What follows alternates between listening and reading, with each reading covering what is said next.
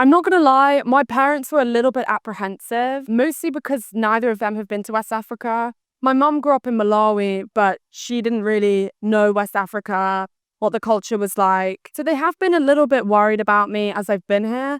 But I think I ring them every day and I tell them, what we're up to and what we've been doing. And I think they're realizing that it's just like me going to France. They've told our story, but it's been wrong. Keeping it aligned with the message of leading from experience.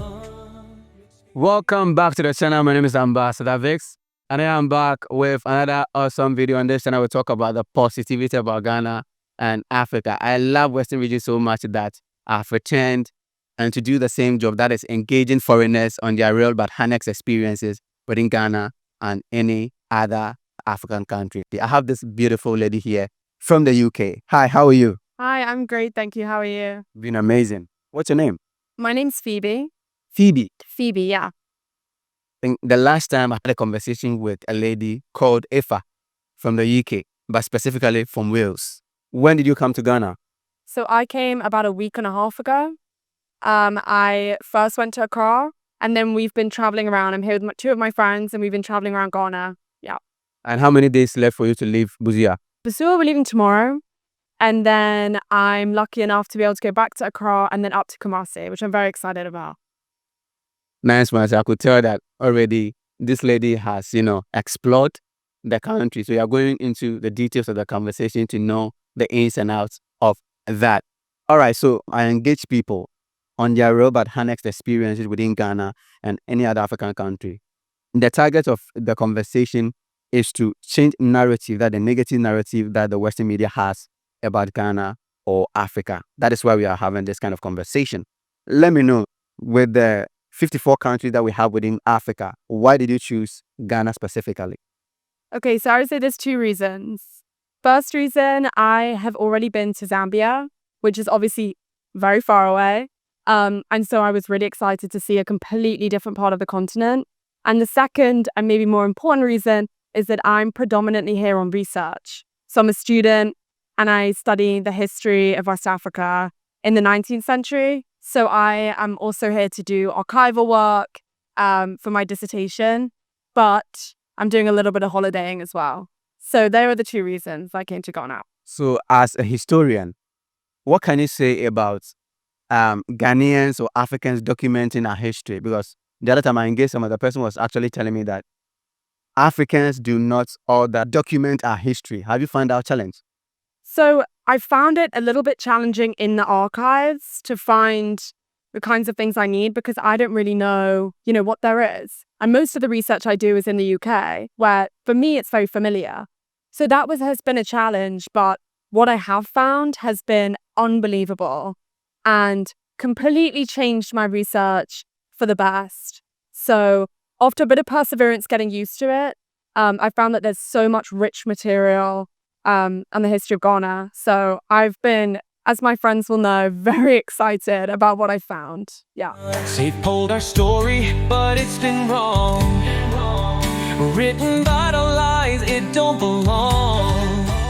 Now's the time. When you told your family that I'll be going to Ghana for some holiday or for my research, what did they say? I'm not gonna lie, my parents were a little bit apprehensive. Mostly because neither of them have been to West Africa. My mum grew up in Malawi, but she didn't really know West Africa, what the culture was like. So they have been a little bit worried about me as I've been here. But I think I ring them every day and I tell them, what we're up to and what we've been doing. And I think they're realizing that it's just like me going to France. There's really nothing to worry about. I feel completely safe. So I think that gets through to them. Yeah. Now you are in Ghana. You've beaten the narrative that no, Ghana is indeed a place for you to visit. What are some of the places that you've so far visited? So as I said, I started in Accra. We then went up by Trotro to Wili, near Hohoe. And then back to Accra. We went to Cape Coast. Now we're in Bassoua. And then we're going to Accra. And then I'm going up to Kumasi. Most people think that Ghana is all about Accra, Cape Coast, and Kumasi. Yeah. What is within Western region that you think people are really missing? I think I've never been anywhere like Bassoua. It is so laid back. Everyone is just chilling. We were saying today how nice it is that the kids are out on the beach. It doesn't feel really touristy. It feels like a good mix. So it's nice. It doesn't feel like a European beach resort where it's just swamped with tourists and you can't really experience what it would be like to live here or to see local people. Whereas here it feels like everyone kind of comes together, and that's really special, I think. I know that most of the time when you go to the Western countries, it is uncommon for you to be seeing kids running around, going about their ways and all that. But when you come to Ghana, you are seeing kids running around doing their own things. Do you think that Ghana is really safe? From what I can tell, it seems that everyone lets their kids roam free on the beach, and I love it. I love meeting the kids. They're always very, excited and welcoming. Even last night, I was painting with some kids at the bar, and they were getting involved, helping me choose colors. So I love it. I think it must, I don't have kids here, but it must be safe. There's kids everywhere, all over the beach, having a great time. So I think it's great. So the narrative of Ghana being unsafe is actually not true. I wouldn't say so at all. I feel I've never had an experience where I felt uncomfortable or at risk the entire time, wherever I've been. I've certainly felt confused, but not unsafe. What are some of the things that you read or they told you about Ghana, but actually when you came here, those things were true? I think safety's a big one. I also feel like I'd been warned about like the food, that I might not like it immediately. But I feel like if you experiment and you do try and you're open to it, I mean, I've really enjoyed the food. It's been, getting into like, the fufu and stuff. It's been a little bit challenging to kind of just think, okay, but it's so worthwhile to try. It's great food. Yeah. And we also, I think, as a group coming, we were a little bit worried about vegetarian and vegan food and whether there would be a lot of options, but we've been very pleasantly surprised that there have been a lot of like vegan restaurants or vegan options. So that's been great. Not from papers, not hearsay, but from experience. Let us talk about tourism in Ghana. Do you have a message for our leaders? Something that we are actually not doing right in regards to tourism? For me, I think the most difficult thing has been traveling between places. I think it can be very confusing for tourists to know about the trotros and, how you get from place to place, and the road situation. So I think if anything, were to be improved in order for tourists to more easily access some of the more like remote parts, more interesting parts, it would be making that transport system a little bit more simple for tourists, or at least more information out there for tourists to understand how to get from place to place. We are getting to the unserious part of the conversation. The part where most people kind of do not agree with me, but still, since I'm the one conducting the interview, I want to go pay that. Let's talk about the Ghanaian men. What do you like so far about the Ghanaian men? Very friendly, very forthcoming, but also I think when you've traveled in Europe, continental Europe, Europeans are not going to like me saying this, but when you've traveled in Europe, you kind of know how it feels to be approached by men. And I really find, and I don't know if this is just my experience, but if you say, look, I'm sorry, I'm not into it, that's fine here. In Europe, that's not fine. They'll just keep trying. They won't take no for an answer. So I think that's been, it's never nice to get unwanted attention, but when someone accepts a no, that's really important to me. So no is no, yes is yes. Yeah.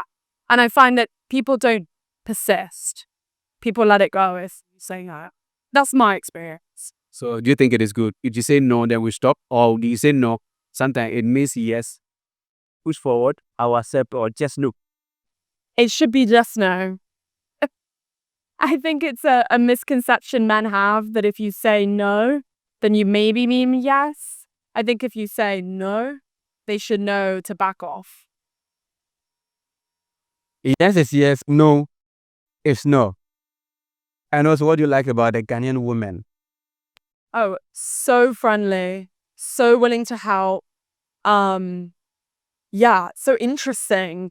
Um, I've not had a single problem with any Ghanaian woman. It's been great. Yeah. The other time I was having a conversation with a German. He had a problem with the Ghana visa process. It delays and they require certain huge amount of money before they, grant your visa. What is your thought on that? So I found the visa application process long, but not necessarily too difficult. The most difficult thing for me was that you have to have letters of invitation, which can be difficult to get, especially if the places that you're staying, don't have access to a computer or can't provide those letters very easily. So that was the biggest challenge for me. It wasn't that it was super difficult, it was just a long process. Yeah. A group of 350 plus white people, including Lebanese, changed their citizenship and they became Ghanaians. Are you looking forward in the future to change your citizenship? Why did you laugh?